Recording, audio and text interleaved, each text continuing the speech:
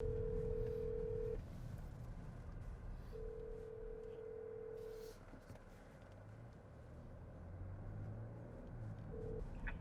what's going on?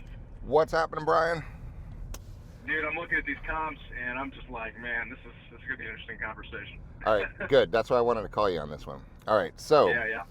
here's the reality. Get that out of your brain 100% what he wants because it's completely irrelevant, right? Right. So, I mean, really, this is an important thing. So, what you need to do, your conversation with the seller is A, where's he moving? What's his time frame? What's his motivation? Do you really need to sell your house? And if the answer He's an is investor.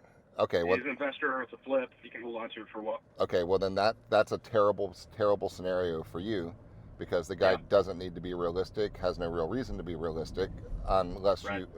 you dig a little more and learn more about him. Because the time value of money and untrapping that the asset, the money that's trapped in that asset may or may not be a good idea. What else is he going to do with the money?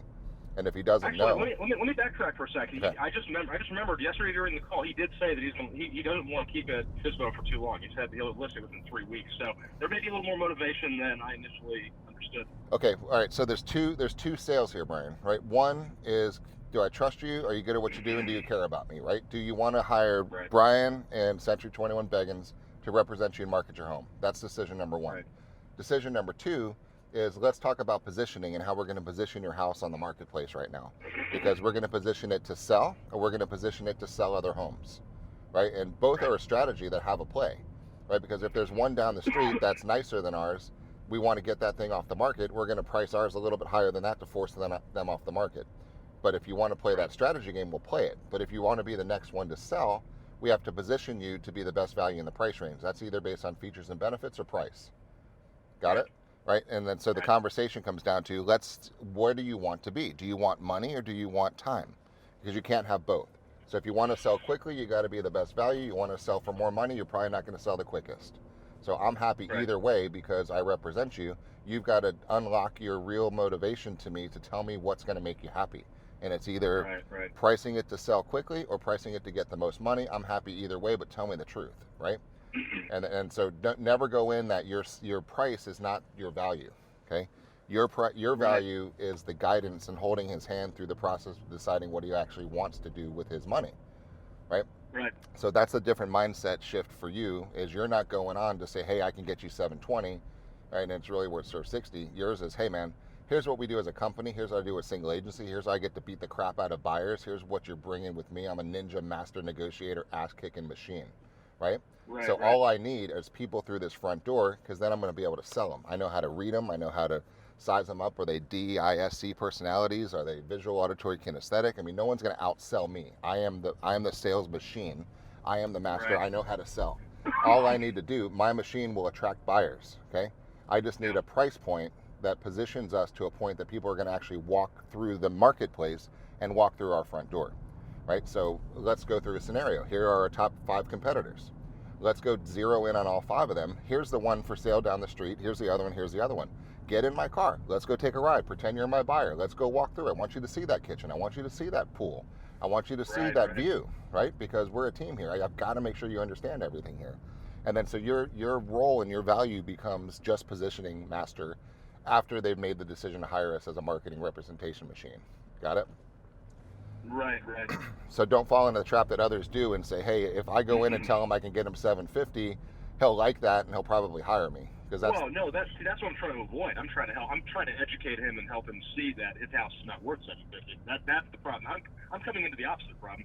Right. Well, here's the thing. No matter what, you can never say that because people never. What's he listed for Fsbo right now? 720. All right. So remember, people don't change their mind.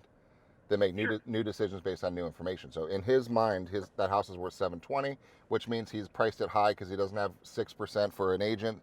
So there's $40,000 there plus another 20. So he's probably in 650 in his brain, right? So that's why he priced it out there at that point. So 650 to 7 is where his mind is set that his house is worth that. So you can never say anything other than that, or else you're going to start a fight. So then you say, hey, look, let's leave price out of the equation because it's not about price, it's about positioning. And I want you to look at the exact direct competitors that we have right now, and let's go head-to-head analysis with all of them. And we're going to look at House A. We're either better or worse than house A. Let's look at house B. We're better or worse than house B. We're better or worse than house C. Now let's get to our closest competitor. Here's our biggest competitor over on Oak Street. And let's really dig into Oak Street. It's 2 years newer. It's got an extra half bath and it's got an extra garage. Now, if it was identical price to yours, which one would you buy? Right? And this is the path you got to walk them down to until he says, I get it. Right? Because the market is what the market is. He just needs to know that you're the one to hold his hand and guide him down that path.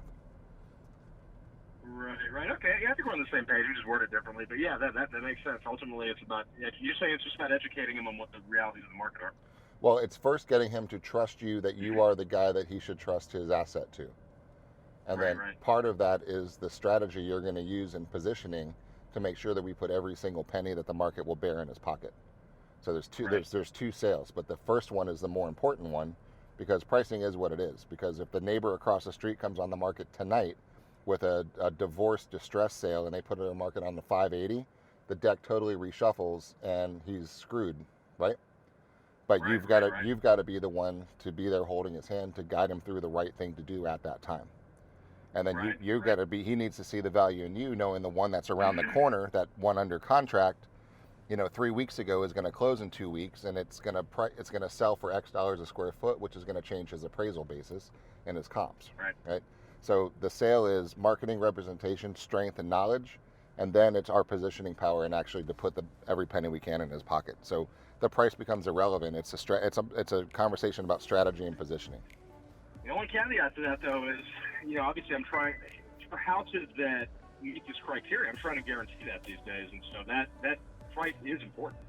Well, but who controls the price? Oh, not me, the market. Right. So but you've got to get that point across. So I mean, everyone is completely making shit up. He can go interview 6 agents today. And one says 680, one says 725, one says 760, one says 715. Every one of them is full of shit because none of them are buying the house. So the real value is Mr. and Mrs. Smith that are flying in from Illinois this weekend for a job transfer. And they're going to look at 5 houses and they're going to say, I like this one, but not at that price. Here's my offer for 680. That's how the market gets based. But if we don't position it that Mr. and Mrs. Smith get off the airplane and come see us because they saw it on Zillow, right? Then we miss the boat. So the price is just an attraction strategy. Okay, I think I get where you're going with this. I still feel confused in my mind, what's the most important part from my perspective as a realtor, and that is, at the end of this conversation, if he's like, Brian, I'm not lowering my price. Will you list it? I like you though, Brian. Will you list it at 720? What's the answer to that question? Let's look at the comps. If you said screw the comp, I don't care what the comps say. I believe it's worth 720. What do I do with that? Okay, well then I want you to sign a piece of paper that on the top that you're not going to yell at me every Friday when I don't have a contract for you. Okay. Right. And if you want it, and here's the thing: if the house is special and unique, right, in any aspect, he's got imported nails that came in from Italy, right, that are behind the special drywall that came from Timbuktu, right? I get it. Some whack job like him might appreciate that and overpay. Right. So if he's willing to pioneer a new price point for the neighborhood, right, we're happy to take that mission on, but he's got to know that it's not based on reality, and we have to find a cash buyer who doesn't care about appraisals and doesn't have the internet.